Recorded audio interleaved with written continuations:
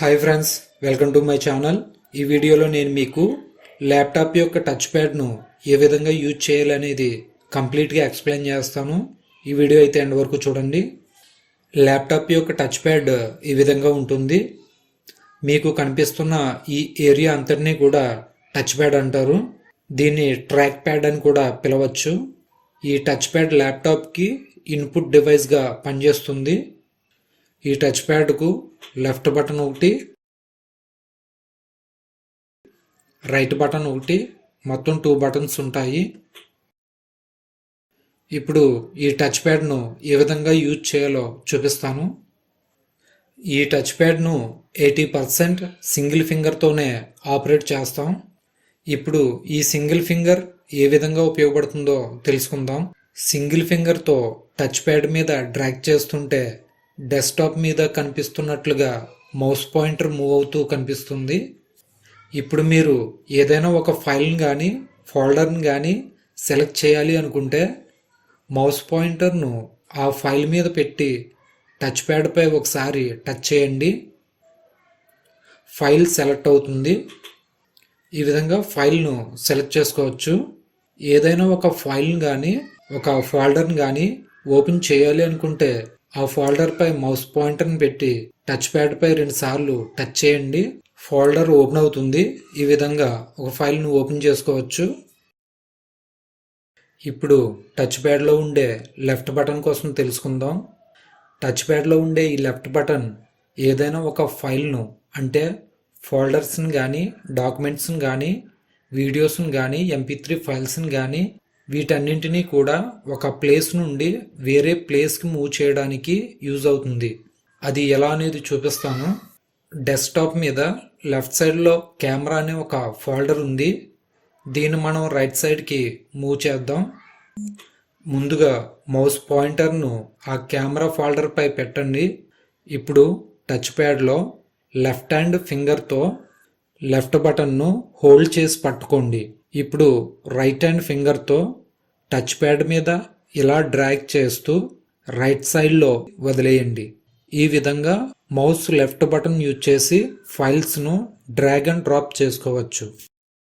ఇప్పుడు టచ్ ప్యాడ్లో ఉండే right button కోసం తెలుసుకుందాం. మౌస్ పాయింటర్ను డెస్క్టాప్ మీద ఉంచి టచ్ ప్యాడ్లో రైట్ బటన్పై క్లిక్ చేస్తే ఒక పాపప్ ఓపెన్ అవుతుంది. ఇందులో కొన్ని ఆప్షన్స్ ఉంటాయి. వీటి ద్వారా సిస్టమ్ని రీఫ్రెష్ చేసుకోవచ్చు.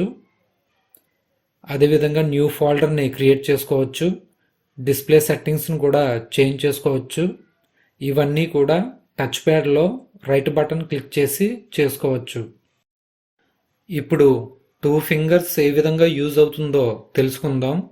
మౌస్ పాయింటర్ని డెస్క్టాప్ మీద ఎంటీ ప్లేస్లో ఉంచి టచ్ ప్యాడ్పై 2 ఫింగర్స్తో ఒకసారి టచ్ చేయండి. ఈ విధంగా ఒక పాపప్ ఓపెన్ అవుతుంది. ఈ 2 ఫింగర్స్ను ఎక్కువగా సిస్టమ్ను రీఫ్రెష్ చేయడానికి, న్యూ ఫోల్డర్ను క్రియేట్ చేసుకోవడానికి ఉపయోగిస్తూ ఉంటాం. ఇప్పుడు ఈ 2 ఫింగర్స్ని ఉపయోగించి ఎలా స్క్రోల్ చేయాలో తెలుసుకుందాం.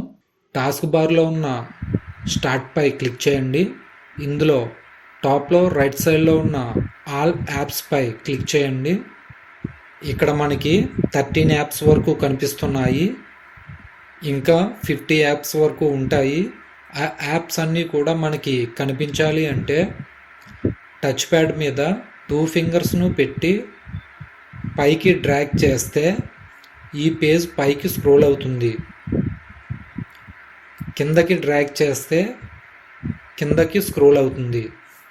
ఈ విధంగా టెక్స్ట్ డాక్యుమెంట్స్ని కానీ వెబ్ పేజెస్ని కానీ ఈ విధంగా 2 ఫింగర్స్ను యూజ్ చేసి పైకి కిందకి స్క్రోల్ చేసుకోవచ్చు.